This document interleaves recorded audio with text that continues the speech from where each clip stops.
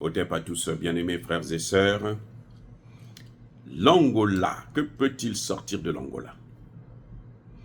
L'Angola est prête à sacrifier la RDC pour avoir quelques miettes, un peu d'argent de la Banque mondiale et du FMI. C'est comme ça que ça se passe. Hein. Et les amis, les Occidentaux là, ils ne changent pas de méthode. On te dit, bon, nous, faites ceci pour nous, détruisez votre frère, et nous, on va vous aider à obtenir un prêt de la Banque mondiale et du FMI. Les plus idiots tombent dans le piège en se disant « Ah, nous allons avoir un prêt ». Un prêt, ce n'est pas un don, c'est un prêt. Parce que quand vous parlez, le FMI, c'est une banque. La Banque mondiale, c'est une banque. Donc, eux, ils prêtent de l'argent avec toutes les restrictions que vous connaissez bien, notamment les programmes d'ajustement structurel. L'Angola va bientôt, très probablement, accueillir Joe Biden, parce que bon, Joe Biden a vu que l'Angola n'a pas pu régler les problèmes comme lui le voulait. Avant de quitter son mandat, il veut que l'Afrique, la RDC puisse être balkanisée. Ça, c'est tout ce qu'il veut. Voilà. Et ça ne se négocie pas. Et l'Angola est là pour aider justement les Occidentaux à atteindre ses objectifs. C'est pour ça que l'Angola a été désigné pour mener des négociations entre Tshisekedi et le Rwanda. En fait, derrière le Rwanda, vous avez l'Ouganda, le Kenya et tout l'Occident. Tous les pays de l'OTAN, là, ils sont avec Paul Kagame. L'Angola a toujours joué ce sale jeu. L'Angola a oublié son histoire. Parce que l'Angola a obtenu son indépendance dans les années 70 par la guerre. Je me souviens quand j'étais encore très petit à l'école primaire, on chantait toujours le nom de Agostinho Neto, qui était le père même de l'indépendance. Et quand il a été assassiné, nous on a pleuré parce qu'on ne le connaissait même pas, mais on pensait que c'était un héros. Mais on n'avait jamais su que les Angolais sont des traîtres. Et oui, il faut que l'Afrique ne peut pas se construire si on ne connaît pas notre histoire, d'où on vient. On ne peut pas construire une union africaine avec des traîtres. C'est pas possible, ça ne marchera pas. Regardez, la preuve. Ça ne marche pas parce qu'il y a trop de traîtres et personne n'a le droit d'en parler sous prétexte que vous êtes divisionniste. Non. Je ne peux pas oublier le rôle que l'Angola a joué dans la guerre en 1977 au Congo-Brazzaville.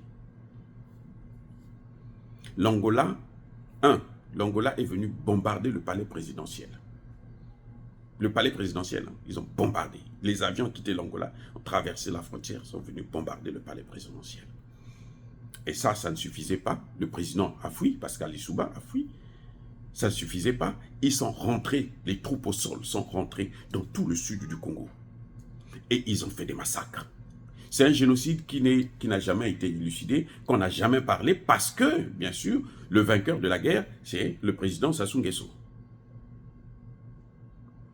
Nous n'avons pas un problème avec nos frères, ceux qui soutenaient Sassou Nguesso, avec l'équipe de Sassou Nguesso. Mais il faut reconnaître qu'il y a eu un génocide angolais au Congo. Ça, vous ne pouvez pas nous défendre de le reconnaître quand même. Parce que, le problème, que les Congolais se battent, c'est un fait. Que Sassou Nguesso se bat avec Pascal Lissouba, c'est un fait. Mais ce sont deux frères. Sassou Nguesso là, et les Lissouba là, ils ont tous évolué ensemble, ils ont tous grandi ensemble. Lissouba était plus âgé, c'est vrai. Mais c'est la même génération. Avec les Ngwabi, les Yombi, tout ce monde-là. Ils sont tous, c'est la même classe. Ce sont eux qui ont rencontré les colons, qui ont vécu avec les colons et tout machin. C'est pas nous. Nous, on est venus après. Il y avait déjà l'indépendance. Donc, eux, ils se connaissent. Quand ils menaient le combat pour l'indépendance, ce sont des frères. Maintenant, ils se disputent parce qu'ils n'arrivent pas à se partager le gâteau. Où est le problème de l'Angola? Pour venir, pour bombarder une partie. Mais quand il a bombardé dans le sud, Quand il a tué dans le sud, qu'est-ce qui se passe aujourd'hui? Les nordistes et les sudistes sont maintenant ensemble, non? Parce que le Congo, là, ça leur appartient à tous les deux. Quelle est la place maintenant de l'Angola? Dites-moi, quelle est la place de l'Angola? Elle va se mettre où? Au milieu? Ou bien elle va être avec les nordistes? Elle n'a plus de place, parce que les deux sont maintenant ensemble. C'est là que l'erreur que beaucoup de nos pays commettent en Afrique. L'ingérence dans les affaires intérieures d'un État souverain, ça entraîne ce genre de conséquences. Et ça, les gens gardent ça pendant longtemps. Peut-être même à vie, parce que ça reste dans l'histoire. C'est une histoire qu'on on peut pas effacer l'histoire. Qui peut dire qu'il n'y a pas eu la guerre en 97 au Congo-Brazzaville? Qui peut dire ça? Personne. C'est l'histoire qui est là. Et cette guerre s'est terminée comment? Parce que les Angolais sont rentrés venir commettre des exactions, des massacres dans le sud du Congo. Pas parce que les Congolais se sont retrouvés entre eux pour dire que nous devrons faire la paix pour reconstruire notre pays ensemble. Vous voyez le problème? Il y a une différence. Vous allez me dire que maintenant, il y a un semblant de paix. Mais les gens se regardent en chien de faïence parce qu'on n'est pas passé par la justice transitionnelle. Parce qu'on n'a pas soulevé le rôle tenu par l'Angola. Et l'Angola est venu comment? Ce n'est pas Sassou qui a appelé l'Angola. C'est ça le problème. Ce qui est encore plus grave. C'est Chirac qui a appelé l'Angola, qui a demandé à l'Angola d'intervenir. Et donc, à l'époque, vous savez quoi? Celui qui est là, Lorenzo, était ministre de la Défense. Donc, l'Angola est en train de jouer un sale jeu en Afrique. Pour tuer Laurent Désiré Kabila, qu'est-ce que les Occidentaux ont fait? Les forces impérialistes. Ils sont passés par l'Angola. Encore. De même. Ça dit que l'Angola est devenu le gendarme de l'Afrique centrale. Quand on veut détruire un pays, on passe par l'Angola.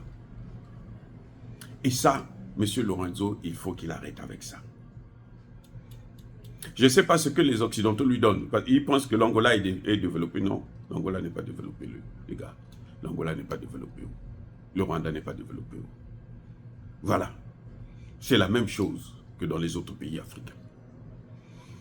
Cette hypocrisie doit cesser.